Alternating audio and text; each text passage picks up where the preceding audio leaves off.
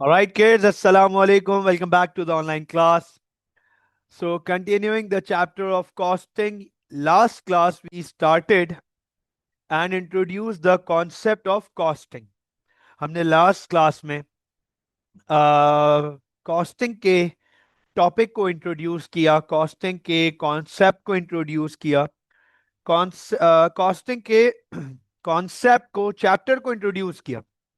हमने बहुत डिटेल में ये पढ़ा था कि सर दो टाइप की अकाउंटिंग होती है हमारे पास। अकाउंटिंग के दो मेन डोमेन है, एक फाइनेंशियल अकाउंटिंग और दूसरा कॉस्ट एंड मैनेजमेंट अकाउंटिंग।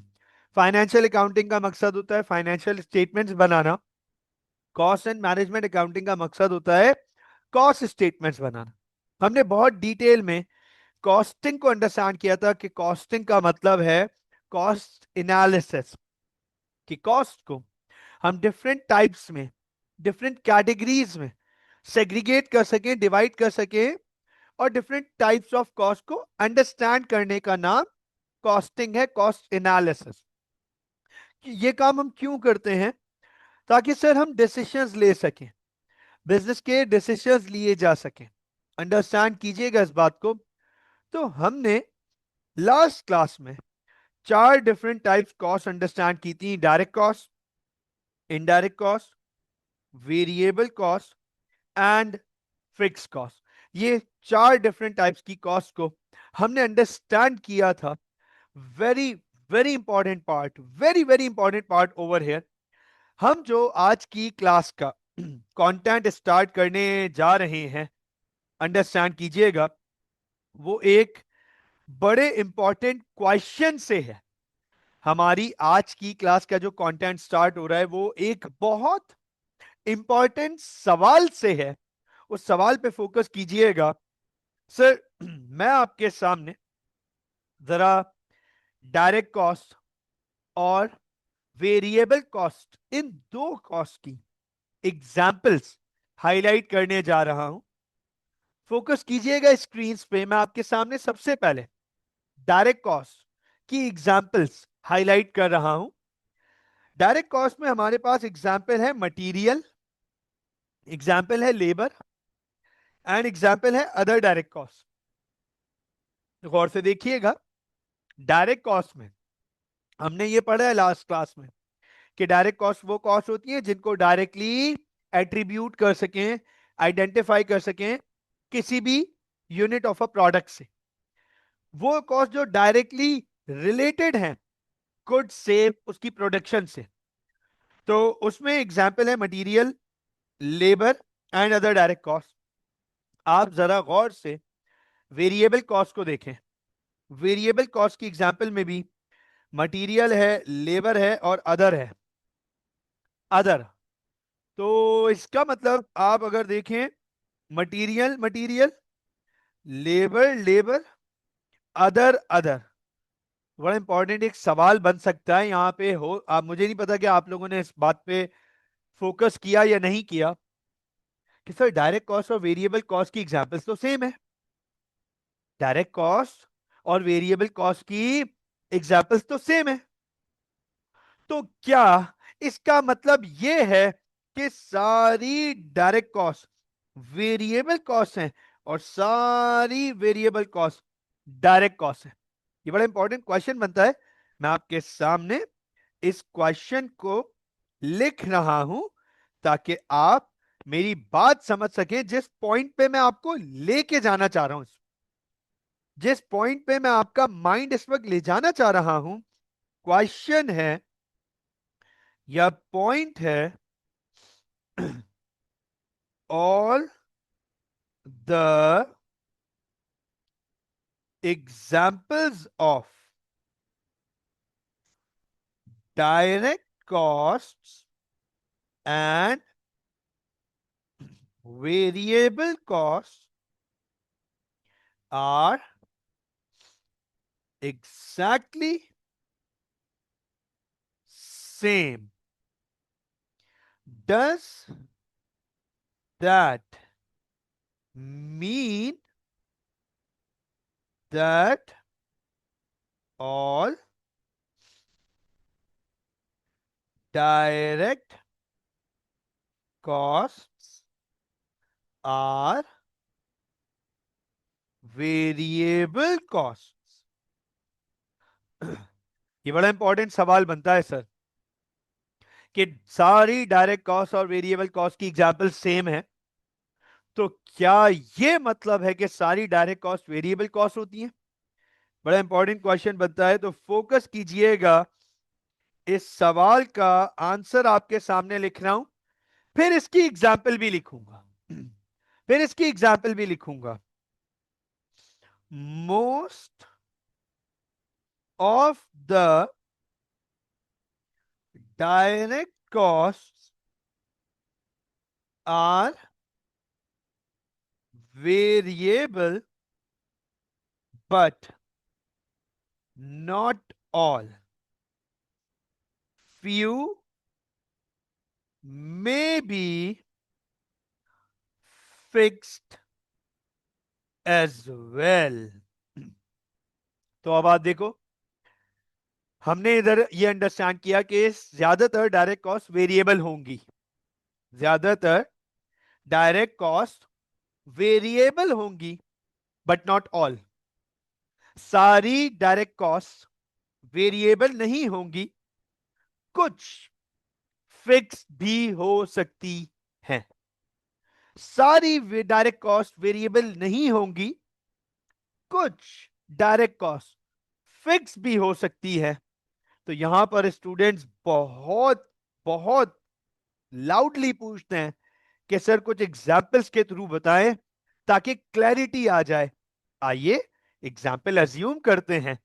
मेरा सबसे फेवरेट बिजनेस, आप सबको पता है, you guys already know this, मेरा सबसे फेवरेट बिजनेस आप सबको पता है सर, AFC, राइट, अमार फ्राइड चिकन। ठीक हो गया।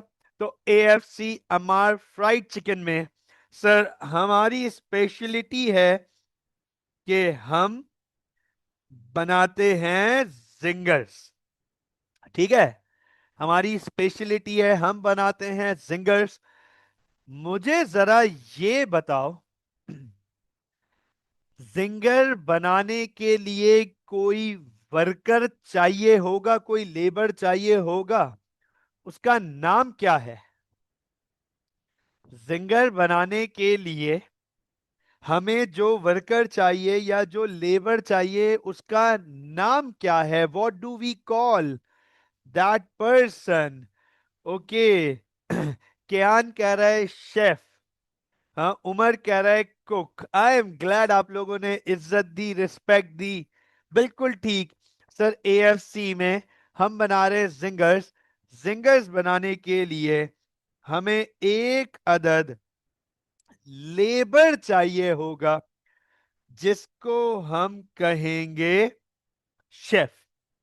अब अंडरस्टैंड कीजिएगा, मेरा एक सवाल है, बहुत सिंपल सा, बहुत सिंपल सा क्वेश्चन है, फोकस रखिएगा। अलीजे, हामिद, कियान, लाइबा, उमर, साइद, शायान, बच्चों फोकस रखिएगा और मुझे जवाब दीजिएगा, क्या शेफ डायरेक्ट कॉस्ट है या इनडायरेक्ट कॉस्ट है? जिंगर बनाने की is chef a direct cost और an indirect cost? Right, direct cost. Kiyan कह रहे हैं डायरेक्ट कॉस्ट, उमर कह रहे हैं डायरेक्ट कॉस्ट, राइट, शायन कह रहे हैं डायरेक्ट कॉस्ट, अलीजे कह रही है डायरेक्ट कॉस्ट। बिल्कुल ठीक सर, बिल्कुल ठीक, डायरेक्ट कॉस्ट। तो नोट कीजिएगा, chef is a direct cost. अब अंडरस्टैंड करना इस बात को, जिंगर की डायरेक्ट कॉस्ट है शेफ, ठीक है ना? अब अगर हम अगर शेफ को हर एक जिंगर बनाने के पैसे देते हैं, हमने शेफ हायर किया इस एग्रीमेंट के साथ कि भाई एक जिंगर बनाने के आपको 50 रुपए देंगे, 2 जिंगर बनाओगे तो 100 रुपए मिलेंगे, 3 जिंगर बनाओगे 150 मिलेंगे, 4 जिंगर बनाओगे 200 मिलेंगे, 5 जिंगर बनाओगे 250 रुपए मिलेंगे, हर जिंगर के हिसाब से आपको पैसे देंगे। तो अंडरस्टैंड करना, ये डायरेक्ट कॉस्ट भी है और वेरिएबल कॉस्ट भी है। तो ये डायरेक्ट कॉस्ट भी है और वेरिएबल कॉस्ट भी है। Most of the direct cost are variable. Most of the direct cost are variable. अब अंडरस्टैंड करना इस बारे में कि सर अगर हमारा इस शेफ के साथ ये टर्म सेट हुआ हुआ है, ये एग्रीमेंट सेट हुआ हुआ है। अच्छा क्या, 2 मिनट इस पे भी बात करता हूं, 2 मिनट इस पे भी बात करता हूं। अगर हमारा इस बारे में तय हुआ हुआ है कि हम आपको महीने के 50,000 रुपीज देंगे फिक्स्ड। अब जितने भी सिंगर्स आए आपको हम 50,000 देंगे। इसका मतलब ये कि सर हम आपको सैलरी देंगे, नोट कीजिएगा। तो सर इस सूरत में ये डायरेक्ट कॉस्ट तो है लेकिन फिक्स कॉस्ट है। It is direct cost but it is fix cost. अब अंडरस्टैंड करना, हमारा एग्रीमेंट हो गया शेफ के साथ कि हम आपको मंथली 50,000 देंगे, दैट इज फिक्स। अब वो एक सिंगर बनाए तब भी 50,000, 2 सिंगर बनाए तब भी 50,000, 5 सिंगर बनाए तब भी 50,000, 5,000 सिंगर बनाए तब भी 50,000। हमारा उसके साथ एक एग्रीमेंट तय हो गया, 50,000 आपको देंगे। नंबर ऑफ सिंगर से कोई ताल्लुक नहीं है direct cost but fix cost. तो अंडरस्टैंड करना, direct cost may be fix as well. अब यहां पर क्यान का एक बड़ा इंपॉर्टेंट सवाल आया हुआ है। क्यान इज आस्किंग, सर अगर टाइम रेट हुआ तो टाइम रेट हुआ तो वो फिक्स कहलाएगा। पता है क्यों? क्योंकि टाइम का नंबर ऑफ जिंगर से कोई लेना देना नहीं है। टाइम का नंबर ऑफ जिंगर से, आउटपुट से कोई लेना देना नहीं है। जरा ये अंडरस्टैंड करना, देखो जरा, these are those cost which total do not changes with the total output. Chef से हर घंटे का तय हुआ हुआ है कि हम आपको हर घंटे के, लेट सपोज हर घंटे के आपको हम 50 रुपीज देंगे। हर घंटे के आपको 50 रुपीज देंगे। अब शेफ ने 10 घंटे काम किया। अब अंडरस्टैंड करना, ये गारंटी थोड़ी है कि 10 घंटे में ज्यादा सिंगर आएंगे। और हो सकता है किसी दिन 3 घंटे में इतने सिंगर आ जाएं, इतनी ऑर्डर आ जाए जितना पूरे दिन में नहीं आता नॉर्मली। तो अंडरस्टैंड करना क्या, टाइम रेट से आउटपुट का कोई लेना देना नहीं है। आउटपुट के साथ अगर चेंज हो तो वो वेरिएबल कॉस्ट कहलाएगी, आउटपुट के साथ चेंज ना हो तो वो फिक्स कॉस्ट कहलाएगी। Is it clear? मुझे बताएं गाइस, इज दैट क्लियर?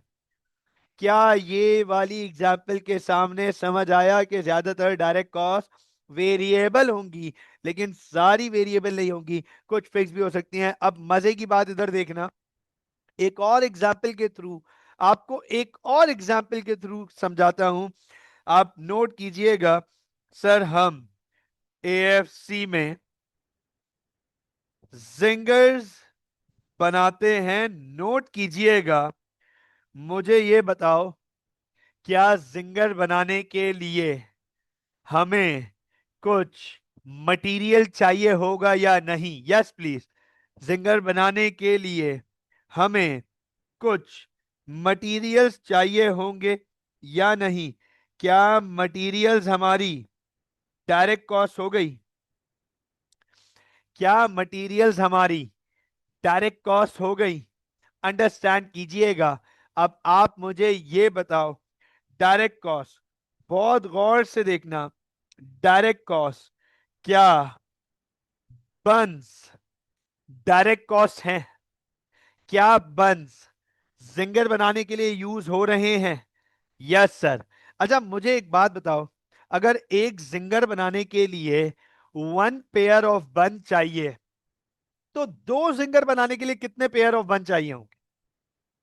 अगर एक जिंगर बनाने के लिए 1 पेयर ऑफ बंस चाहिए, तो 2 जिंगर्स बनाने के लिए 2 पेयर ऑफ बंस चाहिए होंगे। 3 जिंगर्स बनाने के लिए 3 पेयर ऑफ बंस चाहिए होंगे। 10 जिंगर बनाने के लिए 10 पेयर्स ऑफ बंस चाहिए होंगे। इसका मतलब ये कि सर, जितने ज्यादा जिंगर्स बनाने पड़ेंगे उतने ज्यादा बंस चाहिए होंगे। बंस हो गई वेरिएबल कॉस्ट। बंस हो गई वेरिएबल कॉस्ट। अब आप अंडरस्टैंड करना, एक और ऐसा मटेरियल है जो कि डायरेक्ट कॉस्ट है, जो कि डायरेक्ट कॉस्ट है। नोट कर लेना, फोकस करना, गौर से देखिएगा। ऑयल।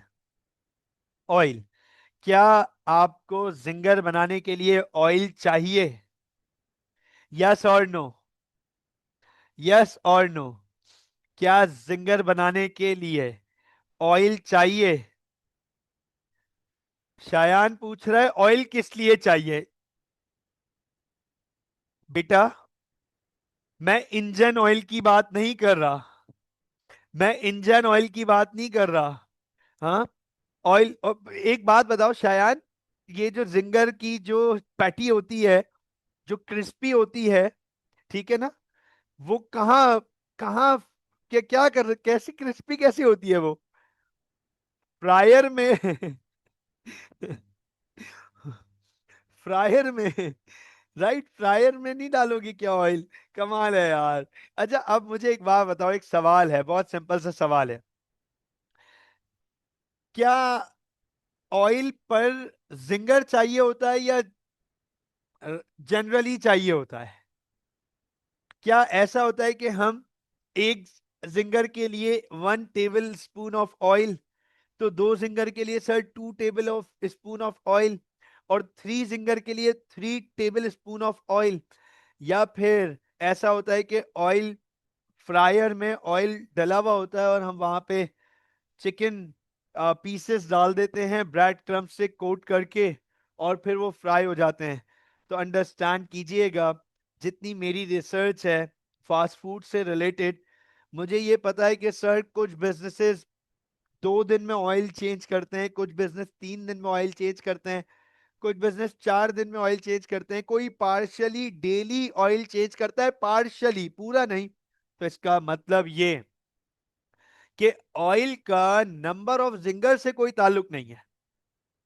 ऑयल का कनस्तर ओपन होगा और वो लोड हो जाएगा फ्रायर में।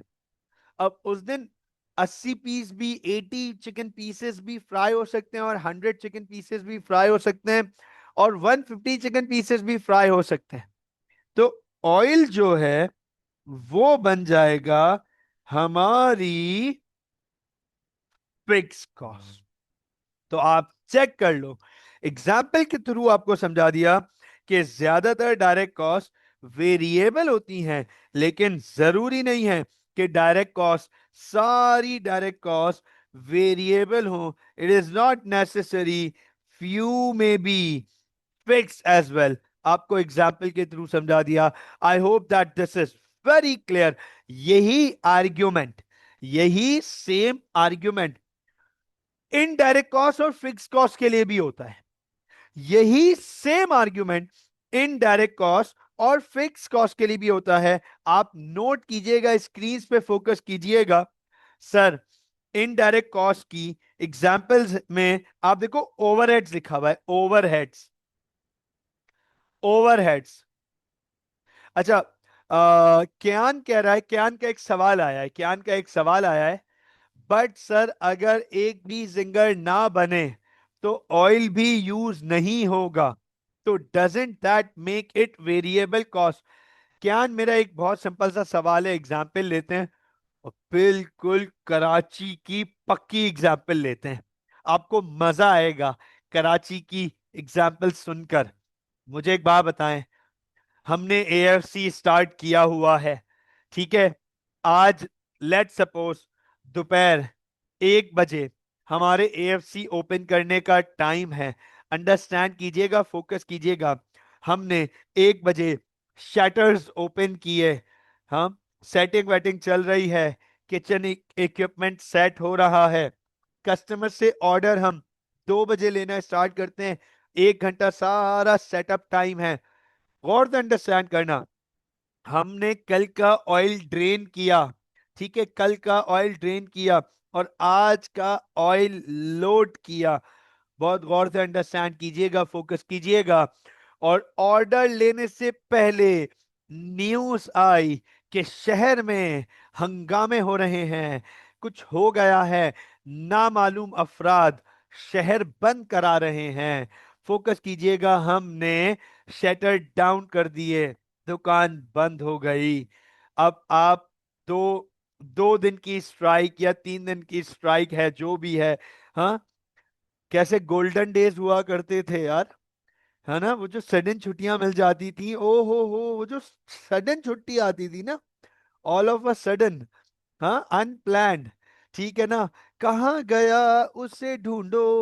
ओके, खैर, coming back to the topic. तो वे बताए, हाँ, अब वो छुट्टी आ गई, ठीक है, एएफसी बंद हो गया। क्या ना, आप मुझे बताओ, 3 दिन बाद जब हम एएफसी ओपन करेंगे तो उसी ऑयल में फ्राई कर दें? What do you guys suggest? Alizeh, Hamid, Kiyan, Laiba, Umar, Shayan, Saeed, what do you guys suggest? नहीं ना? अगर जाहिर सी बात है यार, अगर 3 दिन बाद ओपन होगा तो वो ऑयल तो अब वो फारिग हो गया, अब वो हमारे लिए काम का नहीं है। तो अंडरस्टैंड कीजिएगा, ये ऑयल जैसी कॉस्ट है ना, ये वेरिएबल नहीं होती, ये फिक्स है, ये लगेगी लगेगी। अच्छा, एक इसको भी अंडरस्टैंड करना ना, क्या अगर हमारी पॉलिसी है कि हम डेली बेसिस पे ऑयल चेंज करते हैं, तो जिंगर्स की डिमांड तो हमारे हाथ में नहीं है ना। किसी दिन हो सकता है पूरे दिन में सिर्फ 20 जिंगर्स की डिमांड आई हो, तो 20 ही चिकन पैटीज फ्राई हुई हैं। और हो सकता है किसी पर्टिकुलर डे 150 जिंगर्स की डिमांड आ गई, तो उस दिन 150 चिकन पैटीज फ्राई हो गई। But that does not change our policy of changing the oil daily. Is this right? So I hope that this is very clear. तो अब आप फोकस कीजिएगा इनडायरेक्ट कॉस्ट के ऊपर। इनडायरेक्ट कॉस्ट में हमारे पास ओवरहेड्स हैं, एग्जाम्पल है ओवरहेड्स। नोट करना फिक्स कॉस्ट को, फिक्स कॉस्ट को देखो, लिखा हुआ है ओवरहेड्स, फिक्स कॉस्ट में भी लिखा हुआ है ओवरहेड्स। तो आप देखो, rent, security, maintenance, utilities, rent, security, maintenance, utilities. तो सर, इनडायरेक्ट कॉस्ट की सारी एग्जांपल्स फिक्स कॉस्ट की है, और फिक्स कॉस्ट की सारी एग्जांपल्स इनडायरेक्ट कॉस्ट की हैं। तो इसका क्या मतलब हुआ, इसका क्या मतलब हुआ कि इनडायरेक्ट कॉस्ट सारी फिक्स होंगी? नहीं sir, once again the answer is no. Yes, majority of most of indirect cost will be fix, but they may be variable as well.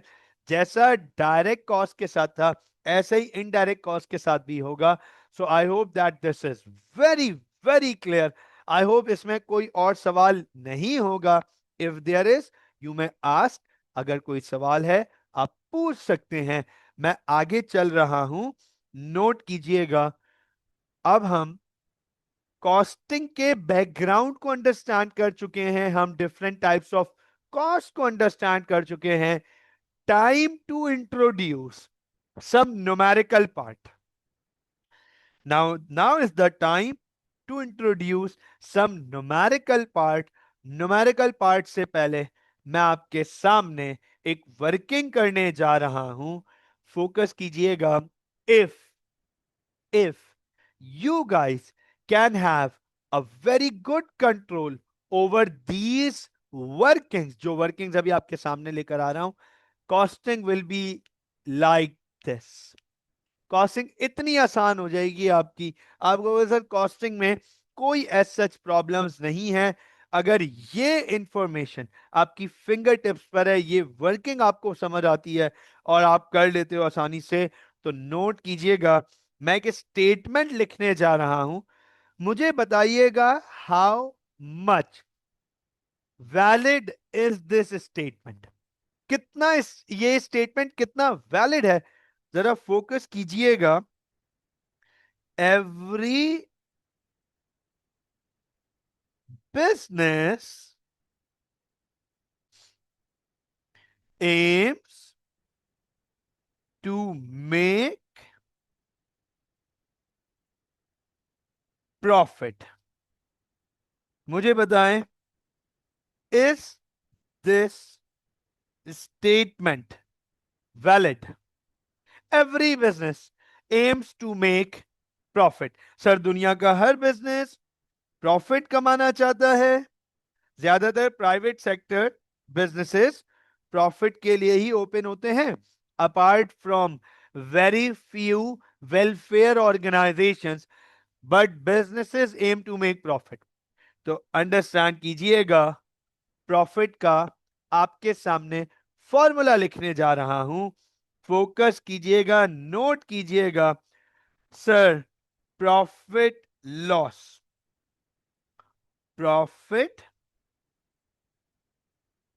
Profit या फिर लॉस, प्रॉफिट या फिर लॉस का formula आपके सामने लिखने जा रहा हूं। इज इक्वल टू, किसी भी बिजनेस का मकसद प्रॉफिट कमाना है, तो सर प्रॉफिट कैसे पता चलेगा, कितना प्रॉफिट है? इसका फॉर्मूला है, नोट कीजिएगा, total revenue minus total costs. Is it right? Is it right? Can do you guys agree with that? हम रेवेन्यू में से कॉस्ट को माइनस कर दें तो हमें प्रॉफिट या लॉस पता चल जाएगा। If revenue is greater than we are making profit, if cost are greater than we are making loss. Is this right? यहां पर एक बड़ा इंपॉर्टेंट सवाल आता है, बड़ा इंपॉर्टेंट सवाल आता है। सर, अगर हमें रेवेन्यू दिया हुआ है तो ठीक है, लेकिन अगर हमें रेवेन्यू ना दिया हुआ हो तो हम कैसे निकालेंगे? सर, क्या रेवेन्यू निकालने का कोई तरीका है? ये बड़ा इंपॉर्टेंट क्वेश्चन आता है स्टूडेंट्स का, सुन लीजिएगा। तो भैया, टोटल रेवेन्यू निकालने के लिए एक वर्किंग है हमारे पास। टोटल रेवेन्यू निकालने के लिए एक वर्किंग है हमारे पास। Total revenue is equal to, note कीजिएगा, टोटल रेवेन्यू का एक फॉर्मूला है, एक वर्किंग है, selling price, selling price per unit multiplied by number of units sold.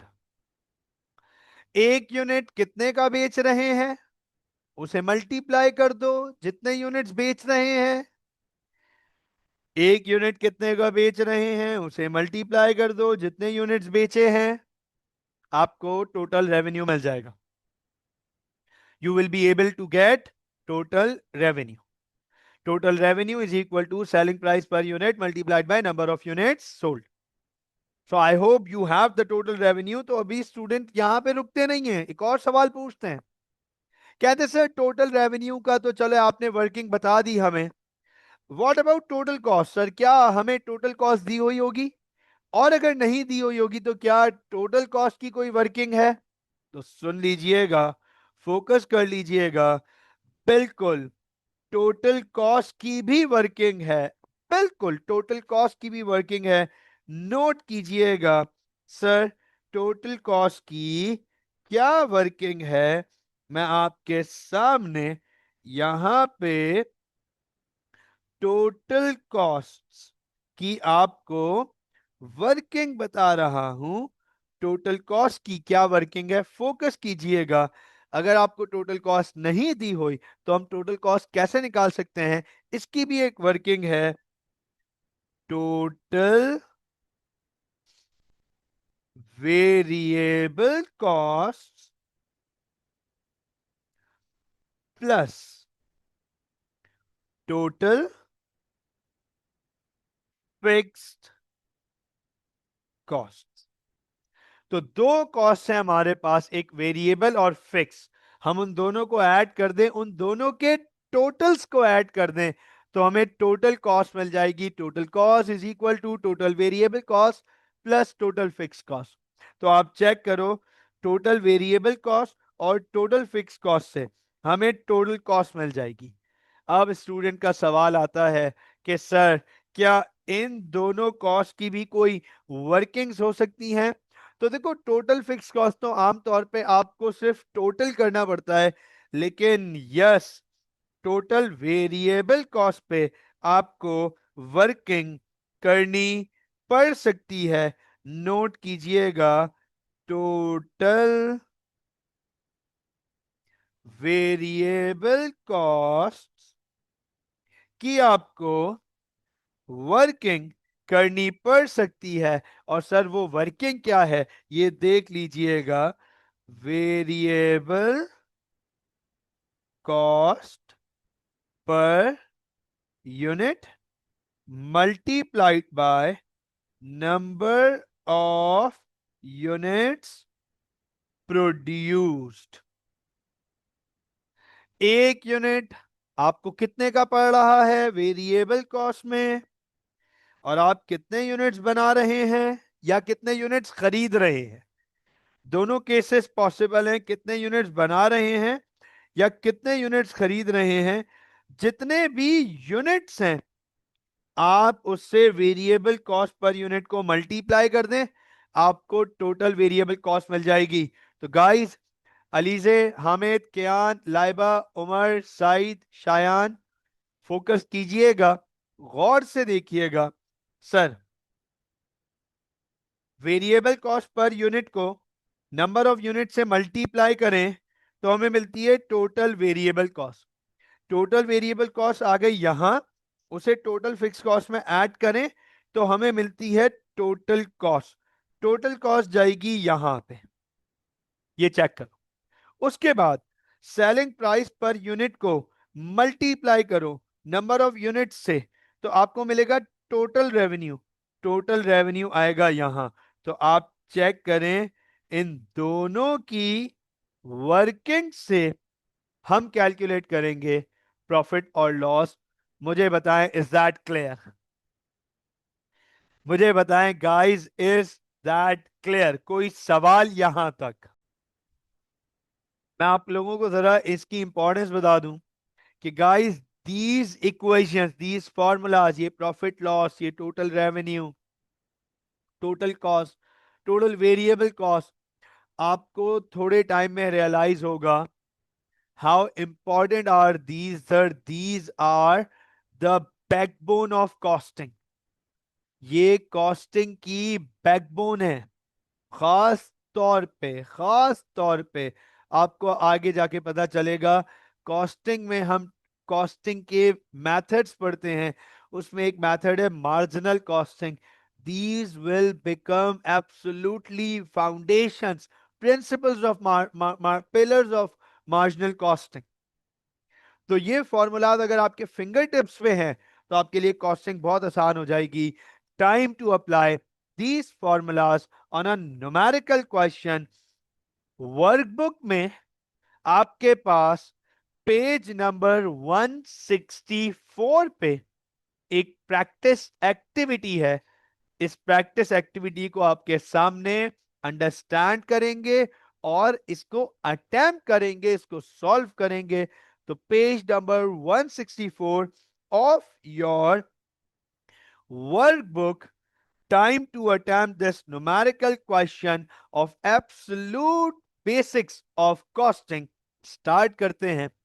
हमारे पास प्रैक्टिस एक्टिविटी 1 क्या कह रहा है? कह रहा है the following info is available for 1000 units. Check कीजिएगा, ये इंफॉर्मेशन अवेलेबल है 1000 यूनिट्स की। अच्छा, इससे पहले कि मैं इस सवाल को अटैम्प्ट करूं, आगे जाऊं, मैं आपको यहां पर एक इंपॉर्टेंट नोट बताऊंगा, एक इंपॉर्टेंट बात बताऊंगा।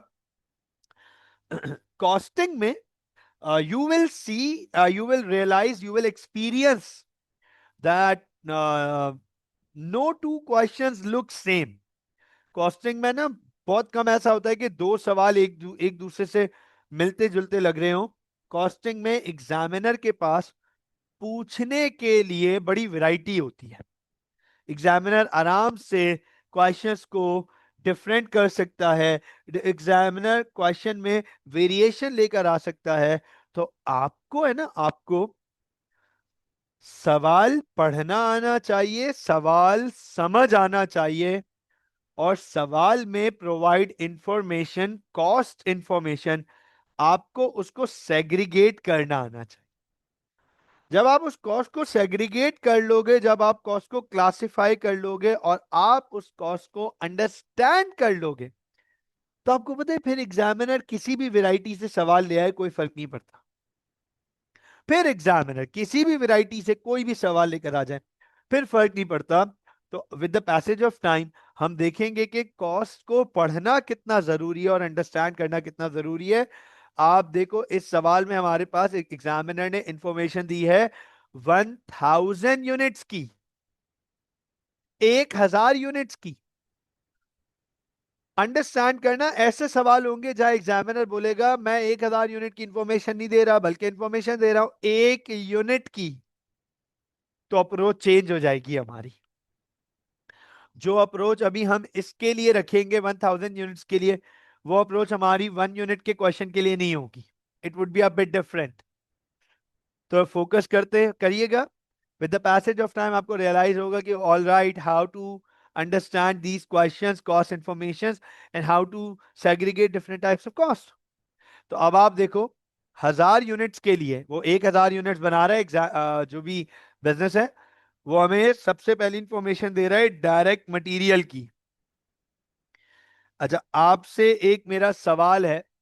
नाम से ही पता चल रहा है डायरेक्ट मटेरियल है, नाम से पता चल रहा है डायरेक्ट मटेरियल मतलब खुद खुद चीख चीख के कह रहा है कि मैं डायरेक्ट कॉस्ट हूं।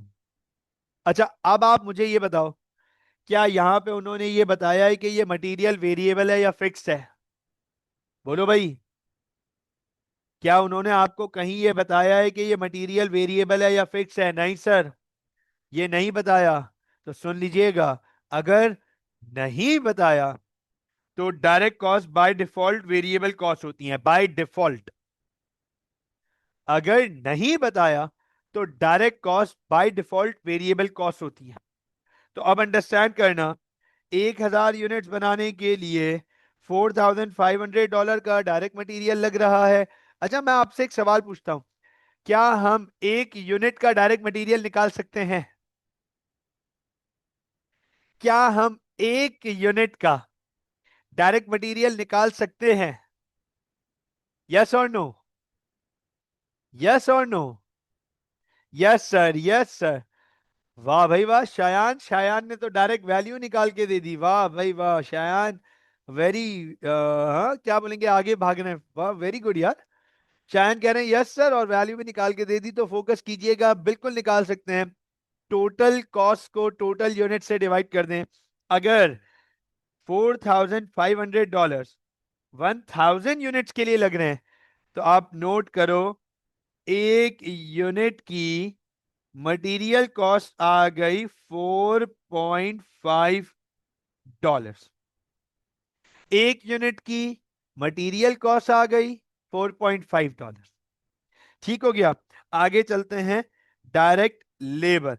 अच्छा, डायरेक्ट लेबर आप खुद देख लो, डायरेक्ट लेबर चीख चीख के बोल रहा है कि मैं डायरेक्ट कॉस्ट हूं, मैं डायरेक्ट कॉस्ट हूं, चीख चीख के बोल रहा है। और कुछ नहीं बताया कि ये लेबर वेरिएबल है या फिक्स्ड है। तो बाय डिफॉल्ट ये वेरिएबल कॉस्ट होगी $4000 फॉर 1000 यूनिट्स। हम इसकी भी 1 यूनिट की, 1 यूनिट की लेबर कॉस्ट निकाल लेंगे तो आएगी 4। ये देख लें। तो आएगी $4। इसके बाद ये है वेरिएबल प्रोडक्शन ओवरहेड्स। अच्छा, अब आप मुझे बताओ, ये डायरेक्ट कॉस्ट है या इनडायरेक्ट कॉस्ट है? जल्दी जल्दी बताएं, ये डायरेक्ट कॉस्ट है या इनडायरेक्ट कॉस्ट है? What do you guys suggest? What do you guys think? ये वेरिएबल प्रोडक्शन ओवरहेड्स, ये डायरेक्ट कॉस्ट है या इनडायरेक्ट कॉस्ट है? ऑल राइट, उमर कह रहे हैं डायरेक्ट कॉस्ट, अलीजे कह रही है इनडायरेक्ट कॉस्ट, हामिद कह रहे हैं डायरेक्ट कॉस्ट, कियान कह रहा है इनडायरेक्ट कॉस्ट, लाइबा कह रही है इनडायरेक्ट कॉस्ट, शायान कह रहे हैं इनडायरेक्ट कॉस्ट। सुन लीजिएगा बच्चों, ये इनडायरेक्ट कॉस्ट है। उमर कासमानी, हामिद, गाइस, ये ओवरहेड्स हैं, ओवरहेड्स। ओवरहेड्स नाम से लिखा है, ये तो चीख चीख के बता रहे हैं हम ओवरहेड्स हैं, इनडायरेक्ट हैं। तो नोट कीजिएगा, ये इनडायरेक्ट कॉस्ट हैं। अच्छा मुझे जरा बताओ, ये वेरिएबल है या फिक्स है? तो बहुत आसान हो गया, तो बड़ा आसान है, लिखा हुआ है सर, ये तो खुद बता रहे हैं कि हम वेरिएबल कॉस्ट हैं, हम वेरिएबल कॉस्ट हैं, आउटपुट के साथ चेंज होंगे। तो नोट कीजिएगा, $2,200, $2,200 फॉर 1,000 यूनिट्स। तो एक यूनिट की क्या कॉस्ट आ गई? एक यूनिट की कॉस्ट आ गई $2.2। एक यूनिट पे लगेगी $2.2। वेरिएबल है, हमने आइडेंटिफाई कर लिया। आगे चेक कीजिएगा, अगला है हमारे पास fixed production overheads. Fix production overheads, चलो जल्दी से बताओ, ये डायरेक्ट है या इनडायरेक्ट है? ये फिक्स प्रोडक्शन ओवरहेड्स, ये डायरेक्ट हैं या इनडायरेक्ट हैं? सर ओवरहेड्स हैं, ओवरहेड्स हैं, इसका मतलब इनडायरेक्ट कॉस्ट होंगे, है ना? ओवरहेड्स हैं, इसका मतलब इनडायरेक्ट होंगे।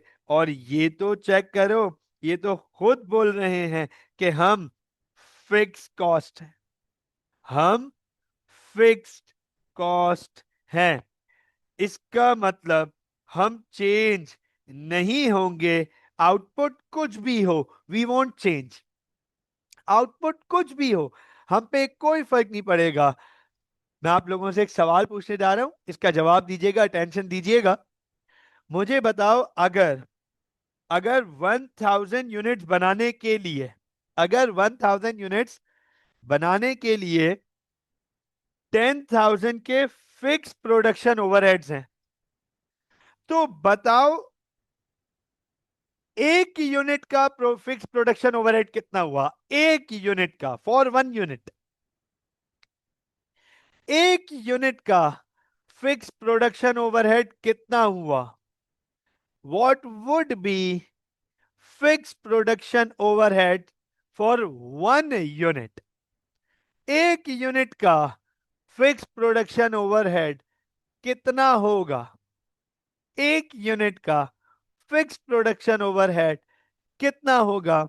अगर 1,000 यूनिट्स बनाने के लिए $10,000 के फिक्स प्रोडक्शन ओवरहेड्स हैं, तो एक यूनिट के लिए क्या होगा?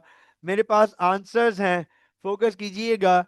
उमर कासमानी कह रहे हैं $10,000 ही होगा, अलीजे कह रही हैं सर $10 होगा, लाइबा कह रही है $10 होगा, शायान कह रहे हैं सर 10,000 होगा।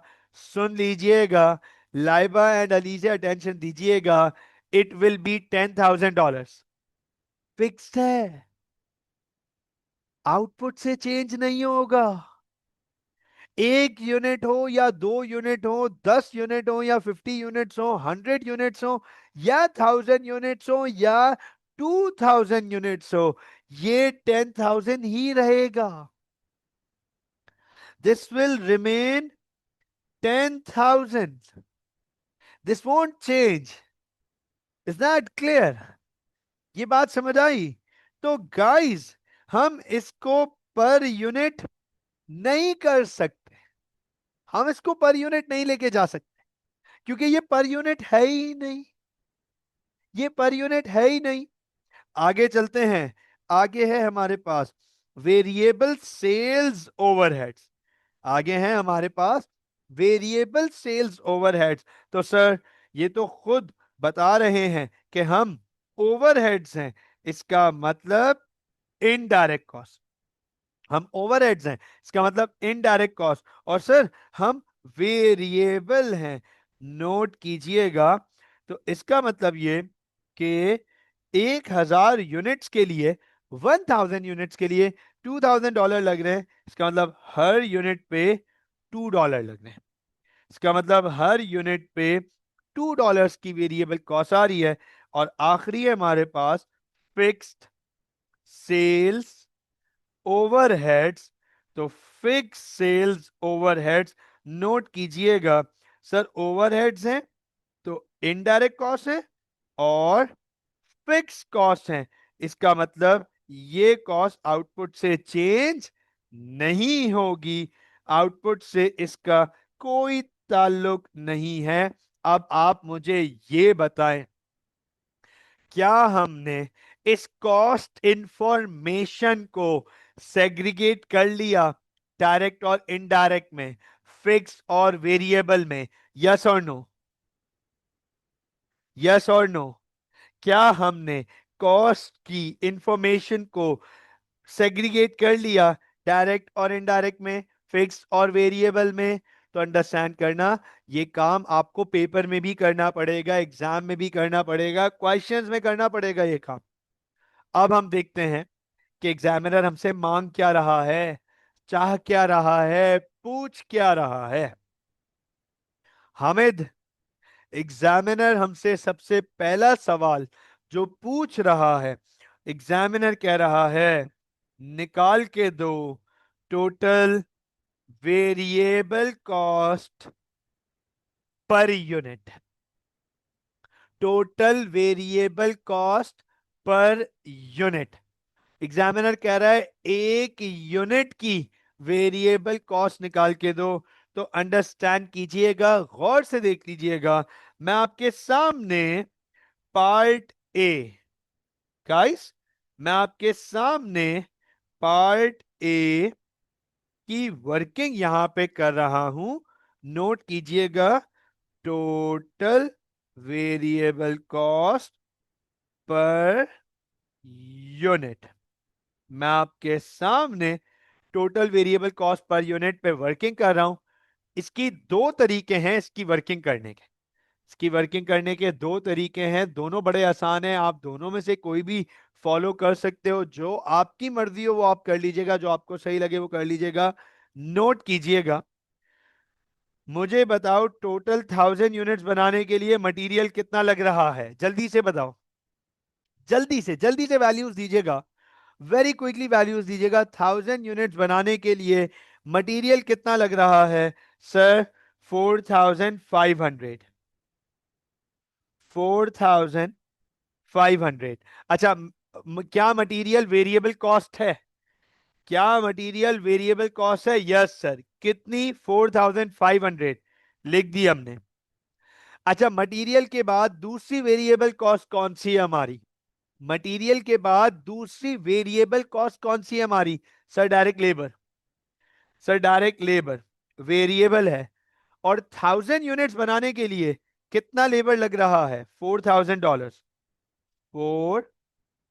$4000, ये चेक कीजिएगा, ये चेक कीजिएगा। तो मटेरियल लग रहा है 4500 का, लेबर लग रहा है 4000 का, चेक करते जाइएगा। अगली वेरिएबल कॉस्ट है हमारी वेरिएबल प्रोडक्शन ओवरहेड्स। अगली कॉस्ट है हमारे पास variable production overheads, which is 2200, which is $2200।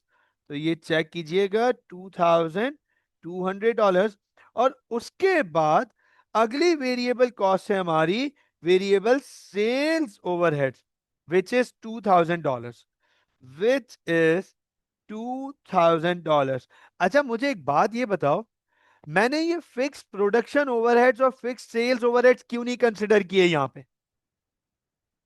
मैंने ये फिक्स प्रोडक्शन ओवरहेड्स 10,000 और फिक्स सेल्स ओवरहेड्स 8,000, भाई ये क्यों नहीं कंसिडर किए? क्योंकि सर ये फिक्स कॉस्ट है और हमसे मांगा गया है total variable cost per unit. हमसे मांग रहा है total variable cost per unit, जबकि ये फिक्स कॉस्ट है तो सर ये यहां पे नहीं आएंगी। ये दोनों फिक्स है, बाकी चार वेरिएबल है। अब आप मुझे एक बात बताओ, अगर मैं इनको चारों को टोटल करके 1000 यूनिट से डिवाइड कर दूं, क्योंकि ये कॉस्ट तो 1000 यूनिट्स के लिए है ना, these cost are for 1000 units. तो आप नोट करना, हर एक यूनिट के लिए 12.7 की टोटल वेरिएबल कॉस्ट आ गई। आपको मैं मजे की बात बताऊं, आप चेक करना, ये जो वर्किंग हमने यहां पे की है, ये तो पर यूनिट कर ली थी ना, ये ऑलरेडी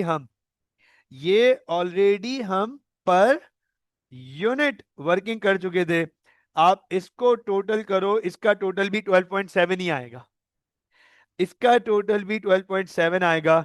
तो सर अब आपके पास दोनों तरीके हैं, आप चाहो तो पर यूनिट कर लो या टोटल करके डिवाइड कर दो नंबर ऑफ यूनिट से, तो आपको मिल जाएगी total variable cost per unit. मुझे बताएं, इस part A clear? Yes sir. इस पार्ट ए क्लियर?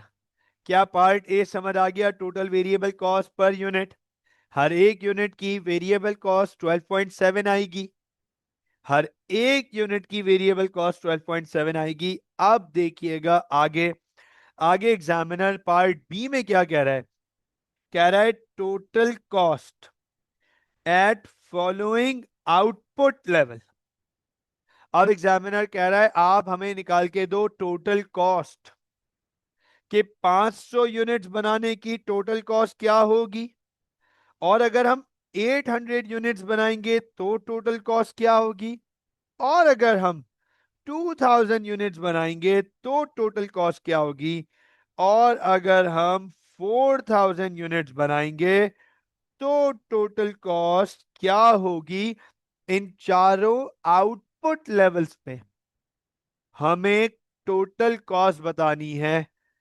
बहुत गौर से देखिएगा, अंडरस्टैंड कीजिएगा। मेरा सवाल है, बताओ पार्ट बी में एग्जामिनर हमसे क्या फाइंड करवा रहा है? यस प्लीज बताएं, एग्जामिनर हमसे पार्ट बी में क्या फाइंड करवा रहा है? Yes sir. बिल्कुल ठीक कियान, बिल्कुल ठीक शायान, बिल्कुल ठीक बेटा। हमसे एग्जामिनर टोटल कॉस्ट आइडेंटिफाई करवा रहा है। तो मैं आपके सामने यहां पार्ट बी अटैम्प्ट करने जा रहा हूं। नोट कीजिएगा, एग्जामिनर हमसे कह रहा है टोटल कॉस्ट ढूंढ के दो। ये चेक कीजिएगा, टोटल कॉस्ट। एग्जामिनर कह रहा है कि टोटल कॉस्ट ढूंढ के दो। तो मैं आपके सामने यहां टोटल कॉस्ट की वर्किंग करूंगा। मुझे जरा ये बताएं, बहुत सिंपल सा सवाल है, बहुत सिंपल सा सवाल है। बताओ टोटल कॉस्ट ढूंढने के लिए क्या क्या चाहिए? बताओ टोटल कॉस्ट के लिए हमें क्या क्या चाहिए होगा? टोटल कॉस्ट हम कैसे निकालते हैं? ये रहा फॉर्मूला, ये रहा फॉर्मूला। टोटल कॉस्ट के लिए हमें दो चीजें चाहिए, टोटल कॉस्ट के लिए हमें दो चीजें चाहिए, total variable cost plus total fix cost. तो दो चीजें चाहिए हमें, एक हमें चाहिए टोटल फिक्स्ड कॉस्ट और दूसरी हमें चाहिए टोटल वेरिएबल कॉस्ट। ये चेक कर लीजिएगा, हमें दो कॉस्ट चाहिए, टोटल वेरिएबल कॉस्ट और टोटल फिक्स कॉस्ट। अंडरस्टैंड कीजिएगा। मुझे ये बताओ, अगर मैं टोटल वेरिएबल कॉस्ट में, अगर मैं टोटल वेरिएबल कॉस्ट में टोटल फिक्स को प्लस कर दूं, ऐड कर दूं, तो क्या मुझे टोटल कॉस्ट मिल जाएगी? यस और नो?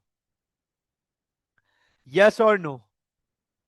अगर मैं टोटल वेरिएबल कॉस्ट में टोटल फिक्स को ऐड कर दूं, अगर मैं टोटल वेरिएबल कॉस्ट में टोटल फिक्स कॉस्ट को ऐड कर दूं, तो क्या मुझे टोटल कॉस्ट मिल जाएगी? यस और नो?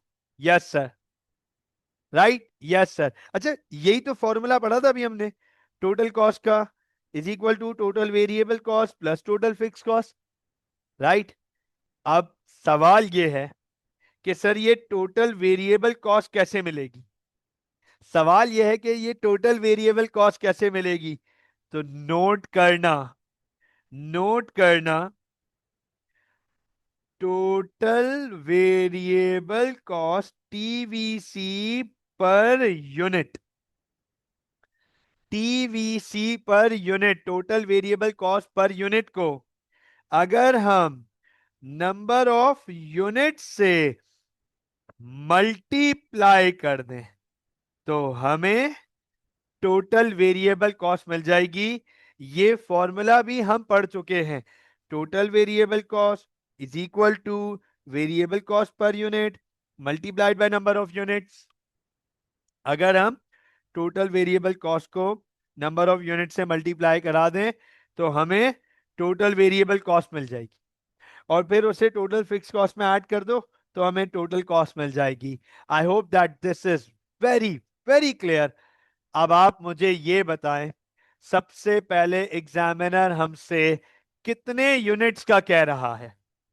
सबसे पहले एग्जामिनर हमसे 500 यूनिट्स का कह रहा है।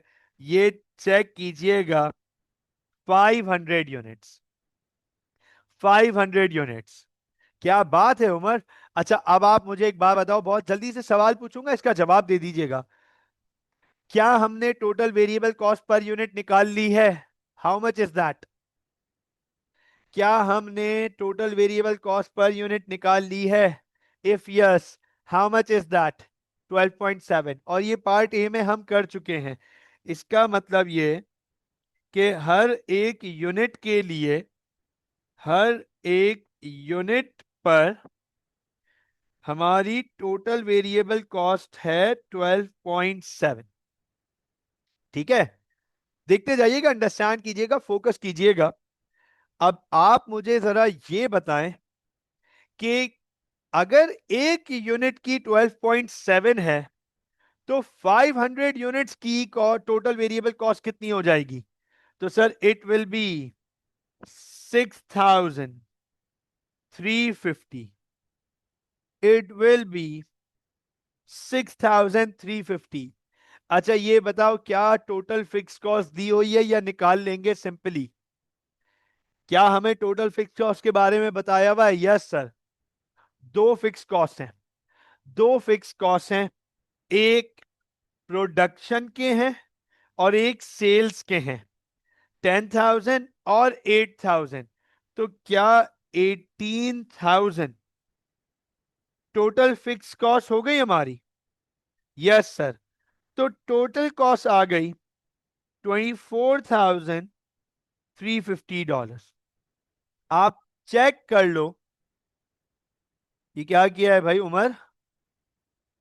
उमर मार खानी है। 18,000 मल्टीप्लाइड बाई 6, मल्टीप्लाई क्यों करेगा भाई Umar? Why would you multiply that? आप ऐड करोगे ना मेरा बेटा, वेरिएबल कॉस्ट और फिक्स कॉस्ट को ऐड करोगे तो टोटल कॉस्ट मिलेगी ना। राइट, कोई बात नहीं, कोई बात नहीं, लेकिन कैलकुलेटर तो सही था, कैलकुलेशन सही था। All right, all right, focus कीजिएगा। Wrong grade and wrong fate. ओहो, माइक ड्रॉप सर, बहुत भारी बात कर दी आपने। हाँ, ग्रेड भी खराब है और नसीब भी खराब है। वैसे नसीब की वजह से ग्रेड खराब है, ऐसे ही है ना? ओहो, अब देखा, कमजोर लोग अपने नसीब को दोष देते हैं, कमजोर लोग, वरना पावरफुल पीपल वो अपना नसीब बदलते हैं। सर बहुत गहरी बातें कर रहे हैं आप, ना करें सर, राइट। ओके, चलो भाई आगे चलते हैं। आगे चलते हैं। हमें thank you for the love sign, लेकिन पाकिस्तान में ये अलाउड नहीं है बच्चा। ठीक है ना, यूएस में अलाउड है। यूएस चलते हैं। ओके, आगे। क्या कर रहे हो यार तुम लोग। ओके, अच्छा ये बताओ, 500 यूनिट्स के बाद कितने यूनिट्स की वर्किंग करवा रहा है एग्जामिनर हमसे? 500 यूनिट्स के बाद एग्जामिनर हमें कह रहा है 800 यूनिट्स, राइट? 800 यूनिट्स। अच्छा, अब मुझे बताओ, एक सवाल है। 500 यूनिट्स के लिए total variable cost per unit थी एक यूनिट की 12.7, तो क्या 800 पे भी यही होगी? क्या 800 पे भी एक यूनिट की कॉस्ट 12.7 ही रहेगी? हाँ भाई, क्या 800 के लिए भी एक यूनिट की वेरिएबल कॉस्ट 12.7 ही रहेगी? Yes sir. यस सर, बिल्कुल 12.7 रहेगी। और आपने बिल्कुल परेशान नहीं होना। ये देखो, मैं आपको एक नोट दिखा रहा हूं। ये एक नोट लिखा हुआ है, इस नोट को फोकस कर लीजिएगा। इन marginal costing it is assume that unit variable cost always remain constant. हमने एक कैलकुलेटर की एग्जांपल ली भी थी सर, कि एक कैलकुलेटर $5 का बन रहा है तो दो कैलकुलेटर $10 के बनेंगे, और 1 मिलियन कैलकुलेटर $5 मिलियन के बनेंगे। हालांकि ये रियलिटी नहीं है, ये प्रैक्टिकल नहीं है। हमें कुछ बल्क डिस्काउंट मिलेगा, कुछ लेबर इकोनॉमीज ऑफ स्केल मिलेंगी, कुछ मैनेजीरियल इकोनॉमीज ऑफ स्केल मिलेंगी, कुछ टेक्निकल इकोनॉमीज ऑफ स्केल मिलेंगी। सर, इकोनॉमीज ऑफ स्केल तो मिलेंगी हमें। तो हमने ये अंडरस्टैंड किया था कि मार्जिनल कॉस्टिंग की ये अजम्पशन है कि दिस वोंट चेंज, ये चेंज नहीं होगा। तो अब अंडरस्टैंड करना, 800 यूनिट्स बनाने के लिए टोटल वेरिएबल कॉस्ट हो गई हमारी 10,160। 10,160। और फिक्स कॉस्ट हमारी 18,000 ही रहेगी, ये चेंज नहीं होगी। फिक्स कॉस्ट का आउटपुट से कोई ताल्लुक नहीं है। तो टोटल कॉस्ट हो जाएगी हमारी $28,160। आई hope that this is very clear. I hope कि यहां तक कोई प्रॉब्लम नहीं होगा। फिर हमारे पास है 2,000 यूनिट्स, और ये 12.7 ही रहेगी। तो 2,000 के लिए 12.7, 25,400। 25,400। ये 18,000 फिक्स कॉस्ट 18,000 ही रहेगी। तो सर, एडअप कर दिया $43,400। और फिर आखिरी में हमारे पास 4,000 यूनिट्स हैं। वेरिएबल कॉस्ट पर यूनिट 12.7 ही रहेगी। ये हो जाएगा 50,800 प्लस 18,000। तो ये आ जाएगी $68,800। मुझे बताएं गाइस, इज दैट क्लियर? क्या पार्ट बी की टोटल कॉस्ट हमने निकाल ली? क्या इसमें कोई कंफ्यूजन, इसमें कोई प्रॉब्लम? Yes please. सर, कोई सवाल नहीं, कोई प्रॉब्लम नहीं, पार्ट बी क्लियर है। आखिरी पार्ट पे जा रहे हैं, न्यूमेरिकल के आखिरी पार्ट पे जा रहे हैं, फोकस करना। कह रहा है suppose if the selling price is $20 per unit. कह रहा है सपोज कर लो हर एक यूनिट $20 का सेल कर रहे हैं। Calculate the profit loss at the output levels in part B. तो कह रहा है पार्ट बी के ही आउटपुट लेवल यूज करो, पार्ट बी के ही आउटपुट लेवल यूज करो, और प्रॉफिट लॉस निकाल के बताओ। अगर हर एक यूनिट $20 की सेलिंग प्राइस पे सेल कर रहे हैं। मेरा बहुत सिंपल सवाल है, बताओ पार्ट सी में क्या मांग रहा है हमसे? जल्दी से बताओ, पार्ट सी में हमसे क्या मांग रहा है? तो सर, पार्ट सी में हमसे, चेक कर लीजिएगा, चेक कर लीजिएगा, पार्ट सी में हमसे मांग रहा है profit slash loss. Is this right? Is this right? हमसे पार्ट सी में मांग रहा है प्रॉफिट स्लैश लॉस, और प्रॉफिट और लॉस का फॉर्मूला आपके सामने लिख रहा हूं सर। प्रॉफिट लॉस का फॉर्मूला है total revenue minus minus total cost. तो सर टोटल रेवेन्यू में से टोटल, बिल्कुल अली से बिल्कुल ठीक बेटा, टोटल रेवेन्यू में से टोटल कॉस्ट माइनस कर दें तो हमें मिलेगा प्रॉफिट लॉस। टोटल रेवेन्यू में से टोटल कॉस्ट माइनस कर दें तो मिलेगा प्रॉफिट लॉस। सुन तो लो जरा, टोटल रेवेन्यू की भी तो वर्किंग है सर। टोटल रेवेन्यू की वर्किंग है selling price per unit multiplied by number of unit sold. Selling price per unit check कीजिएगा, सेलिंग प्राइस पर यूनिट, इसको अगर हम मल्टीप्लाई करें नंबर ऑफ यूनिट से तो हमें मिलेगा टोटल रेवेन्यू। और फिर टोटल रेवेन्यू में से टोटल कॉस्ट को माइनस करेंगे तो हमें प्रॉफिट लॉस मिल जाएगा। फोकस कीजिएगा, अटेंशन दीजिएगा सर। हमारे पास 500 units, 800 units, 2000 units and 4000 units है। ठीक है, ये 4 यूनिट्स है हमारे पास।